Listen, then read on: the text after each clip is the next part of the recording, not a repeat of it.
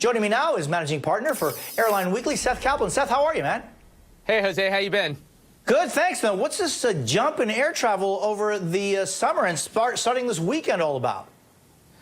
Yeah, well, the economy continues growing here in the U.S., so no surprise that demand for air travel is growing along with it. And yeah, it's going to be very, very full because airlines haven't really been adding seats as quickly as people have decided they want to fly more. So very, very full flights. And you know, luckily, not bad weather in most of the country. But of course, when things go wrong, they can go very wrong on a holiday weekend because, you know, not a lot of empty seats on the next flight if your flight is canceled. Yeah, so let's talk about that because when there are less flights, less seats in the flights, they're more full. If your flight is canceled, you miss a connection, you're out of luck.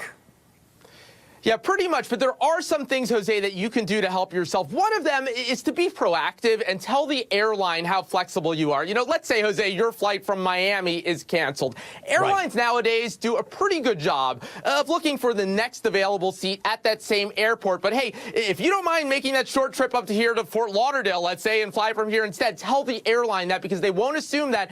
And sometimes that can make all the difference. Another thing, Jose, if you can avoid packing or checking bags rather, especially if you're worried that something might go wrong. Not only these days can it save you a little money on most airlines, but sometimes if you have to make a last-minute switch and say, hey, what about that flight from that gate over there? Can I hop on it? The first thing the agents will say is, did you check any bags? And if you didn't, Seth, you might be able to change it. Yes.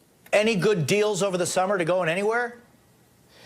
You know, it's not cheap to travel right now. A lot of people, in fact, have been asking me, you know, why aren't we seeing those lower fuel prices translated into lower air tickets? Yeah, and the good news, Jose, is that later in the year, you will see that. You know, airlines have begun growing a little more rapidly. I mentioned they haven't added many seats. Looking forward later this year and into early next year, they are going to start growing rather rapidly again. So airfares will be coming down, but not generally in time for the summer. Seth, good to see you, buddy. Thanks. Likewise, Jose.